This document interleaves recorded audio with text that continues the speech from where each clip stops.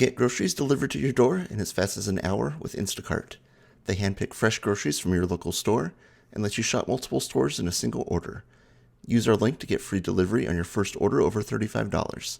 Just visit cart.simpsonsiblings.com or check out the link in the description. Hi guys, this is Sarah. And this is Sean. And we're the Simpsons siblings. We talk about Simpsons All the time. And we have no intro. Not scripted whatsoever. Of course not. So, it is the season of the Hallows' Eve. And, Yes. And for that reason, we are going to be checking out some of these Treehouse of Horror episodes. Some of the best Simpsons, I think, out there. Oh, yeah. These, I remember, because when I was a kid, you would only see these in reruns. And it was always an event when one of them was on. It was like, ooh, it's a Treehouse of Horror. This one's different, you know? Yeah, when we'd watch it at like 9 o'clock at night. Mm-hmm. And Marge would come out walking to give the warning. And we'd be like, oh, crap. Yeah. And I would never watch the intros because I always thought that they were scary. When really, like, the rest of the episode is probably just as scary. Oh, yeah. But the music was scary. And I was Spoopy. a kid. It was spoopy. Yes. So, yeah, we decided we're just going to start right from the first one. We're at Treehouse of Horror, Season 2, Episode 3. Originally aired October 24th, 1990. And on all of the Simpsons wiki pages, this one's broken down by segment as for writers and directors. So we got Bad Dream House, written by John Swartzwelder and directed by Wesley Archer. Hungry Are the Damned, written by Jake Hogan and Wallace Wolodarski and directed by Rich Moore. And then The Raven, written by Edgar Allan Poe and Sam Simon, directed by David Sherman. And we have as the guest star James Earl Jones as the Moving Man, Serac the Preparer, and the narrator. Woo! That was a doozy. So, I mean, I guess we don't have any chalkboard gags or anything. Yeah, well, we have Marge coming out with her famous intros, which I think they stopped those after a while. Oh, I've got some fun facts on that. Ooh, go ahead. I guess I'll give the fun facts. I actually wrote this down for the next one because the next one is Treehouse of Horror 5 that we're going to do, which was actually the last one that she did that. But there was a warning given in Treehouse of Horror 28 before the segment Homer. But that one warning was given by Lisa. Okay. Yeah. Yeah, I love that she gives a warning that it's like too scary for kids, and these aren't really too scary. No, and if anything, the ones that don't have the warning are more violent, which is kind of the irony. But, you know. I liked when she said, tuck your kids in now instead of writing us angry letters tomorrow. Like, things haven't changed. Yeah. Some things don't change. So, yeah, and she's breaking the fourth wall here. Yeah. And I love breaking the fourth wall. Just keep on breaking it. Did you see some of those tombstones at the beginning? Yeah, you know what? I meant to write those down, but I didn't. Didn't write all of them down, but some that stood out was Garfield. Uh-huh. Casper the Friendly Boy. Oh, no. Oh, no. That's so sad. I heard the song in my head, too. And Disco. Oh, wow. Yeah, they dated themselves a little bit with that Disco one. But, yeah, the Casper one. And it makes me think, too, of the Richie Rich theory from the comic book episode. Yeah. Oh, my gosh. Also, I find it super ironic that at the beginning, it doesn't say Treehouse of Horror. It says Simpsons Halloween Special. Yeah, I noticed that. And yet, this is one of the few Treehouse of Horrors that actually has the treehouse in it. But yet, it doesn't say treehouse in the beginning. Like... Yeah. Yeah. I like how they did that with Homer sitting outside the treehouse, too. Yeah. So you kind of get his perspective a little bit. It's interesting with this one because you can tell this was an experiment for them. because there wasn't any precedent set. It was just, hey, let's try to do a Halloween special, you know? Yeah. It wasn't just a thing that they did every single year. It was... And they didn't realize how many more they'd be doing after this one. Yeah. Oh my god, I just watched the most recent one, which I didn't really like. And the thing is, I liked, like, the 5 previous ones, so I was kind of surprised I didn't like the recent one. But I think it was number 33, which is... Or was it 32? Anyways, this doesn't matter. But yeah, there's a lot now. It's always -1 of whatever season they're on, because season 1 didn't have one. Okay, I'm gonna say this like so many times, but there's so much really cool lighting in this episode in particular. There is. Like, they got really, really artistic with the lighting in all of these segments and the wraparounds. Well, I was thinking too, like I was noticing, like when they're in the treehouse, it's almost like a different color palette that they use for everything. Like, like everything just feels different. Yeah. And it's kind of like, I know, even now, but especially when I was a kid, like Halloween Day, just always, the world felt different. Yeah. And it kind of gives off that feeling. Yeah, definitely. Here's a question that was actually posed by my daughter while we were watching this. Why was Homer trick-or-treating? I have that written down too. Okay. It's funny because like, they don't go into that, but... I never thought of that the kids aren't trick-or-treating, but yet Homer is, and people are giving him candy? And he's very obviously an adult under that sheet. And he's going by himself. Yeah. Oh my gosh. Although that is a very Homer thing to do, especially early Homer. Yeah. Alright, so we have the first sort of, they call them wraparounds, which is like the story outside of the stories. But we have the first sort of wraparounds of the segment of Bart and Lisa kind of trying to outdo each other with their scary stories. And I think, is it time to move into Bad Dream House? I think so. Alright, well, our very first Halloween segment, Bad Dream House. So the Simpsons move into a huge house. They don't really give a lot of, you know, story other than that. They're just moving in right from the get-go. Well, it's like Marge says, all this to save a few dollars, and Homer says a few $1,000s. Oh, I love his rant that he goes on about that. But that's getting ahead of ourselves. Oh, yes. We've got our first appearance by James Earl Jones as the moving guy, and he just shows up in each of the segments. It's like, hey, here's James Earl Jones. Yeah, I heard. It's funny because I never realized that before. Like, I knew his voice was familiar, but I just never put much thought into it. Yep. But then I'm just like, the moving guy. Yeah. It's almost like, well, and we're going to talk about this in our next episode, but how Groundskeeper Willie got killed in every segment of the 5th one. Mm-hmm. The pattern they had in this was, let's throw James Earl Jones in each of these, even if it's for like 2 lines. Yeah. Yeah. But I mean, I love James Earl Jones, so throw him in everything. So what? Who cares? And it says they have 18 bedrooms and a moat. They have a moat. Like, that's where, like, the water goes around, right? And they have, like, a bridge. But, like, I don't remember seeing it on the outside. No, but they mentioned it. I don't know if that was them just throwing stuff out there or what. Yeah. But the haunts start super early. Like, they get right down to business on this one. We've got the vortex in the kitchen. Yeah, and when they throw the orange into there, they kind of do that effect that the old CRT screens did. The older ones, too, not even the newer, with air quotes. But I think, like, a lot of kids and generations watching it these days might not even know what that is. Yeah, yep. The whole stop throwing garbage into our dimension. Mm-hmm. When at home, when the garbage can gets full, Frankie always says that when it's like getting too full. She's like, stop throwing garbage in our dimension. That's when we get to the whole rant with the not a few dollars, but a few $1,000. Yeah, it's worth your lives for a few $1,000s.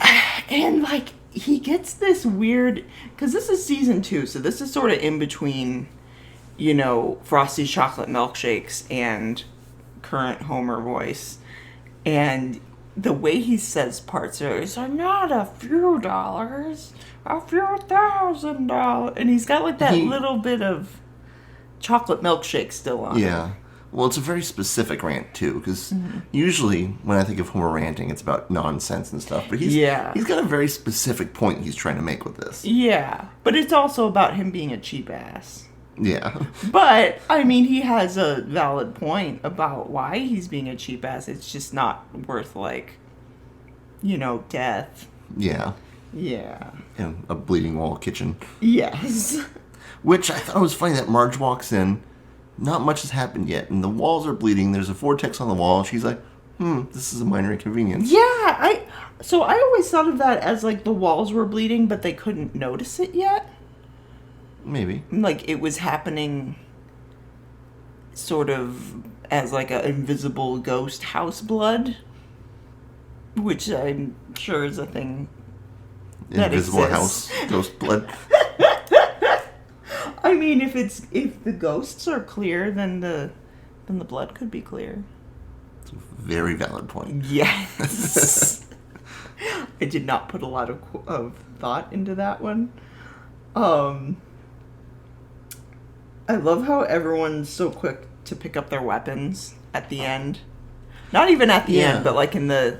It's weird, because it almost seems like the climax is going to happen, but then it sort of keeps going a little bit when they grab the knives and everything. Yeah, and I was trying to tell how much of it was them being convinced versus being under almost like a spell. Yeah. And the fact, like, the way Maggie was acting. Yeah. With, like, holding the knife and the look on her face. Like, it had to be some sort of, like, mind control spell thing. Yeah, and she actually, like, takes out her pacifier and is, like, maniacally laughing. Yeah. Which is such a nuts shot. Like, that whole... They go towards, like, everyone's face and show each of their expressions. And it's like, whoa, what the heck? And Bart, being the first one to give in, he's so susceptible. When he says, "Are you my conscience?" And the ghost goes, yes I am.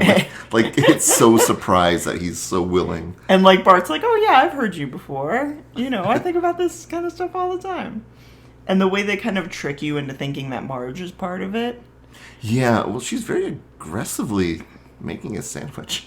Yeah, and she's kind of gives almost like a possessed voice to it, too, where she goes, I'm in the kitchen. Like, who just says that?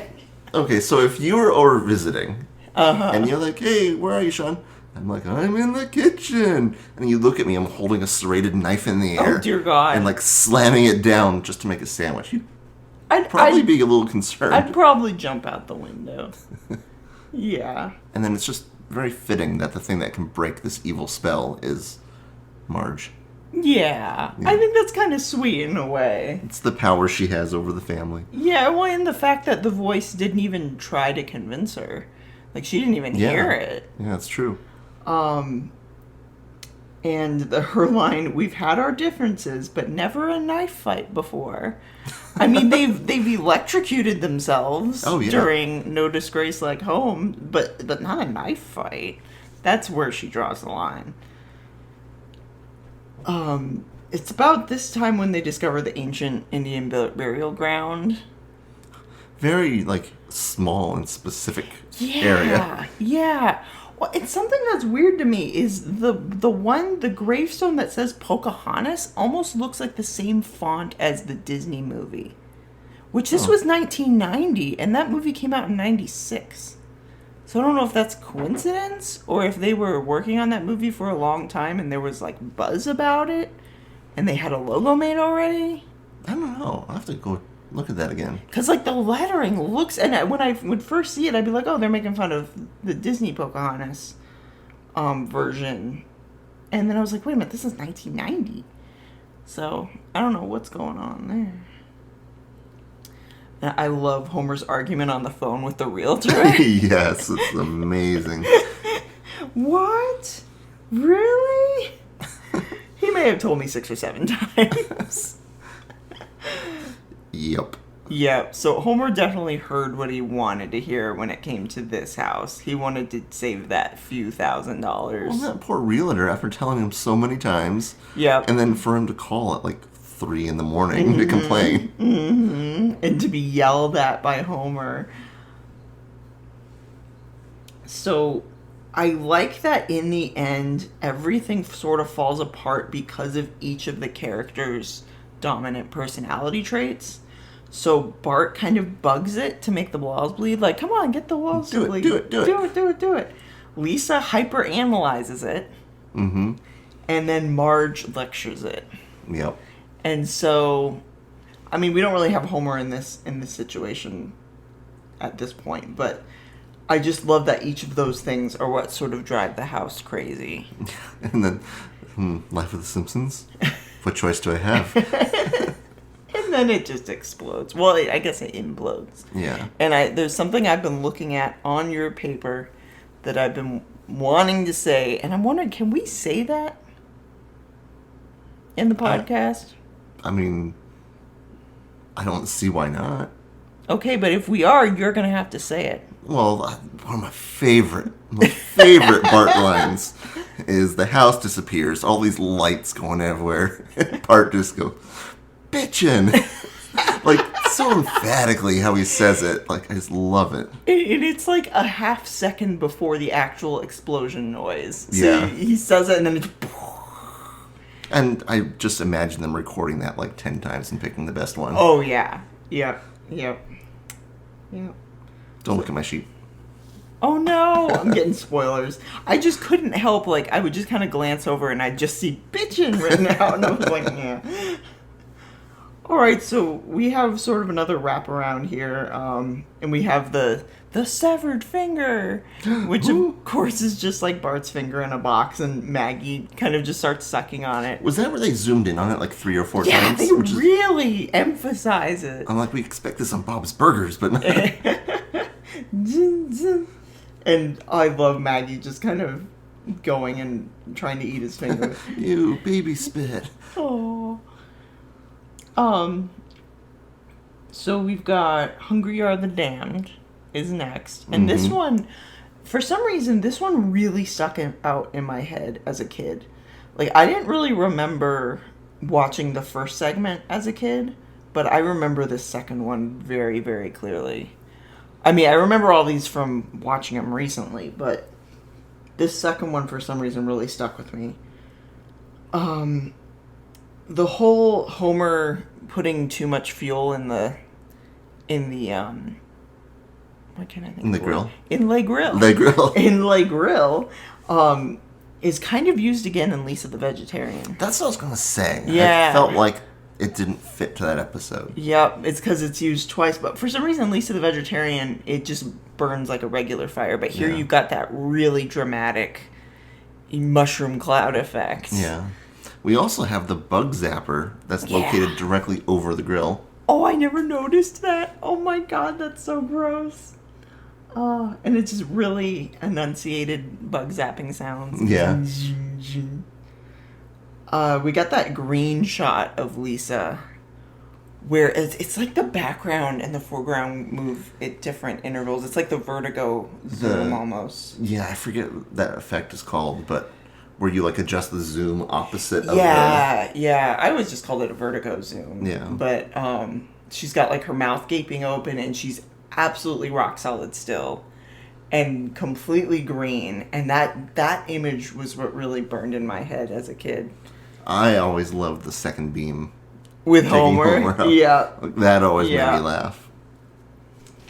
But yeah, that's a very like unique scene right there. Yeah, and once again the lighting is just so good. And I love Homer's sort of understatement where he just kind of goes, holy moly. Yeah. Which kind of reminds me of Homer 3 when he goes, holy macaroni. With the big mouth. Yeah. I put here, Kang sounds so much like Skinner, but then I didn't go and look up his voice actor, but I'm sure that's probably, I believe Harry Shearer is Skinner. That's probably him, because it just sounds like a slightly different Skinner. Yeah. And of course, by coincidence, our languages are exactly the same. I like that. Because like sci-fi stuff will be like, oh, translator things and all that, but nope, just coincidence. Yep. What would be the odds of that would be astronomical. Yeah. To Well, have the exact same words mean the exact same thing. Well, they say that, but then for the one alien to pronounce his name, you have to rip your tongue out. Okay, that's the other thing. And I wrote this down too. That always bugged me. Because he says, for me to say this to you, I would have to rip out your tongue. No, does he say that? 'Cause I always remember the line is, he's asking for it, and then for you to pronounce it. Then he would have to rip out. But he can still say it. But then he pronounces it later. He's what's his name? Sarek the Preparer. Yeah. I didn't have to rip out my tongue. Maybe it You're was not like saying it right. Maybe it was like a ritualistic ripping out of the tongue. That it was like in their society, if you say that name, you have to not have a tongue. Maybe. I'm sure nobody else thought of. A wizard did it. Oh man, it's so interesting that this is our first viewing of Kang and Kodos, and they've just appeared so many times, but yet, yeah, at this point, nobody knew who they were. And they've got the TV with thousands of channels. Yeah, but no HBO because that costs extra. That costs extra. For some reason, the specific sounds of their silverware in this scene is very relaxing. Oh. Like, there's just something about the clinking of it. I don't know if it's an ASMR thing or what. But, man, I gotta look up that, like, if there's, like, a YouTube of 10 hours of Simpsons silverware clinking. You can make one? I could make one. Post it to the channel. Oh, dear God. It's just like a 20-second scene that's just repeated for 10 hours. And we got James Earl Jones again as Sarek the Preparer. Mm-hmm. Yep. And he almost sounds like his mouth is full of drool. Like, it's a different... Yeah, like, you just see them and you can hear the saliva. Yeah. And I've always wondered, like, do they add in the sound effect afterward? Do they add, like, gum or something to the mouth when they're recording? Or what do they do? I'd love to know that. Now, I do have to say, there are some very obvious things that the family should have picked up on in conversation. Yes. Oh, very yes. And has it ever really been decided if they were really faking it here or not? I don't know, but... Because when they show up in the future, they're, like, trying to take over humanity and stuff. Yeah, and it's like, at the end, everyone kind of bashes Lisa for thinking that the aliens were going to eat them, but in reality, they should have all thought that. Yeah. She was just picking up on the obvious. Yeah. And that's the punchline, obviously, but it's also frustrating thinking about it logically. But what if they really weren't trying to eat them and they got so offended that they wanted to come back and take over humanity? And what if that was the thing that started all of it? It's technically all Lisa's fault. It really is. And maybe now they do really want to cook 40 humans. Yeah, maybe they do. Maybe they do. Oh, and I mentioned here, too, there's a scene where Lisa runs down the hall when she's looking for the book. Mm-hmm. Lighting is amazing. It's like red and blue lighting. And it is just beautiful. You really like the lighting on this episode. I really like the lighting. And we haven't even gotten to the Raven yet. Also, Sarek the Preparer's crying is very good. Like, he just really brought the acting up to 11 for that. You can tell he had fun. Oh, yeah. And it's one thing to, like, be on a show and be like yourself or be like a famous person or something. Uh-huh. But to be all side characters, like, you can just have fun with that. Oh, yeah. Honestly, we kind of jumped around the notes a bit for this one, but... Yeah. It just kind of a frustrating conclusion to this one. Yeah, because you're just kind of left there and you don't expect Lisa to be the one to ruin everything. Yeah. If that's really how it went. Yeah, but, and the whole, like, you'll experience something 1,000 times greater than what you'd call love or fun. And 1,000 times greater than fun. And she's doing everything logically, and you just feel so frustrated for it. It's like when you go through the logical processes and technically make the right decision, but it ends up being the wrong thing. Yep. Yep, and then is just sort of blamed afterwards by the whole family for it. Yeah. Yeah. Or it could have very easily been the other way around. Yep. All right. Well, shall we move on to the Raven? Yes. Yes. And I see this mentioned a lot online that people watched this in their English classes. And Yeah. I definitely did. And I remember it was specifically 8th grade. I think I did too. And I remember being so excited 'cause I'm like, we're going to watch The Simpsons. I know this one. And, yeah. And of course, this is the most famous appearance of James Earl Jones in the special, the most prominent role as the narrator. They did a really good job with this one. Oh, yeah. And I literally just wrote, there's too many beautiful shots in this episode. Like, I could probably make a separate episode of me just like, look at this shot.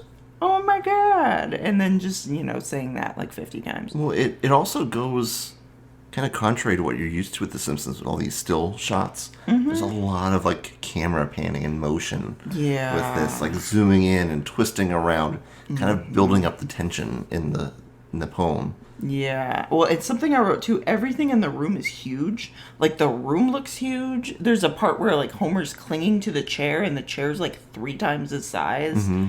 And then in another chair, he's just sitting on it comfortably. And so there's a lot of just sort of distorting the imagery.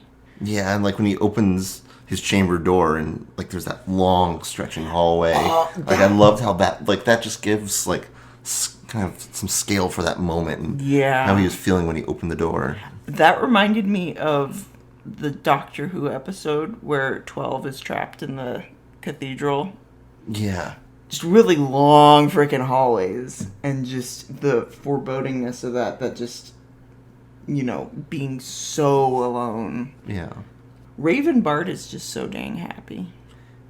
And he was a good choice for that too, because he's got that attitude. They've got the whole anthropomorphized thing going on. You can still see his hair, and I don't know, I feel like that'd be a good like plush doll to have. They have a Funko Pop of it. Oh, they do? Yes, and he's sitting on like a little stack of like 3 books. It's one of the special ones though. It's like $20. Oh, I'm like, they probably sell it nevermore. Oh my God. Eat my shorts. I love Raven Bart in this. And then I have written next, quote the Raven, eat my shorts. And quoth the Raven, eat my shorts. Yep. Like that very elegant. Quoth the Raven, eat my shorts. Oh, man. Oh, and I love hearing Homer say, like, it goes, quaff. And all these, like, elegant words that you would never hear him say. And his voice really, he's not just reading this straight. He's actually, like, there's a part where he kind of goes in on himself and sort of puts his hands together and is like, talking like this. But he's still saying the words. Like, this is probably one of my favorite Dan Castellaneta performances. Just... There's, like, the flow and cadence of it. And, yeah. like, I was just watching it again thinking, I'd have so much fun recording that. Cause, oh, yeah. Like you know how, like, on Star Trek, when, like, Brent Spiner gets to play Data as, like, a crazy emotional person and stuff like that, where they get to, like, break out of their character. Yep. Like, I was just thinking he must have loved having that, like, intelligent, flowing speech. Oh, yeah, definitely. Speaking of the actual poem, I think it's about the inevitability of death or the eternity of mourning. Which, for them to make that fun, like, good on them. Holy crap. Because, I mean, I'm not ratting on the original poem because it's gorgeous, but it's also not what you would think would adapt into a good, successful Simpsons short. It's not primetime animation. It's not the obvious choice, especially for the first Treehouse of Horror. They decided to do this one. Yeah. That's a bold move. Really risky, and it paid off because everybody remembers this one. Oh man, and the score near the end, it gets like really orchestral, just the flowing of it, flowing with sort of him knocking the books over. Yeah. And then you've got Bart picking up all the books, and they're all different Edgar Allan Poe stories. And then the last Nevermore, that the narrator says, and it actually zooms in once for each syllable. Yeah. It's just, like, so cool. It's just neat. It's funny because I didn't write down many notes on this segment, but just because I can picture it all in my head right now. Yeah. I don't know, it's one of those things that I don't know if people who are newer to The Simpsons or younger may appreciate this one as much, but this one always stuck out to me as a kid. Here's the thing. It's not the funniest Treehouse of Horror, and it's not the scariest Treehouse of Horror, but it's very neat. Yeah. It's just Marge holding the segment as a potato saying that it's neat. I was hoping one of us would do that. I just think it's neat. It's fun to watch, and it was a cool experiment that they did that paid off. Yeah. And I love it. So back to the real world. We have the kids going back down for bed, and Homer just kind of shuddering in the dark. Which, even the noise he's making, I remember that. Like, that's if you were to just play that noise, for me, be out randomly somewhere, say, what's this noise from? Now, not only know it's Homer, but I will know it's the first Treehouse of Horror. Like that. Yeah. Something about that noise. He still has a little bit of frosty chocolate milkshakes in there. I noticed they show, like, all the kids going to sleep, and Maggie has a doll from Life from Hell, the comic that Matt Groening did before The Simpsons. Oh. Like one of those little bunny characters. Oh, yeah. Yeah, she's holding one of those, which is a neat little Easter egg. And then we have Homer wanting to sleep with the light on, which, I mean, come on. If you had heard kids reciting these stories, I mean, they wouldn't be that scary. Yeah. But, of course, it makes a good effect. And then Homer says, I hate Halloween. Because he sees a raven out the window that looks like Bart. Yeah. Yeah. And then, no weird names in the ending credits. They hadn't started that yet. The whole... Oh, yeah. Yeah. The whole thing where they, like, put things in quotes. Yeah. That's Treehouse of Horror 1, baby. Yeah. Yeah. Good start to a long tradition. Very long tradition. And, yeah, I mean, I don't think this is anyone's favorite Treehouse of Horror, but for a first go, I feel like they did an amazing job. Because they didn't have any precedent. They didn't think, oh, obviously we have to do 3 segments. Obviously we have to have them narrating it. Obviously we have to have this and that. This was the beginning of all this. It hadn't been done by them before. Yeah. And they did a great job with it. Yeah, it's a great foundation. Yeah, definitely. And Kang and Kodos, who've just always been around for each one and all that. Yes. Well, we are happy that you stuck around for the whole episode. Please check out our Patreon, which is patreon.com/SimpsonsSibs, and we need to give a shout out to our patron saint. Came up with that name today. That was Sean's idea. I have to give him credit for that because we have one patron. His name is Timothy Burleson. We love him so dang much. Thank you. Thank you, our patron saint. And if you want to also be a patron saint, check us out. The link will be in the description. And next time, we are going to be covering Treehouse of Horror 5, which is Season 6, Episode 6. And definitely check that out first before you listen for the full experience. And until then, bye everybody.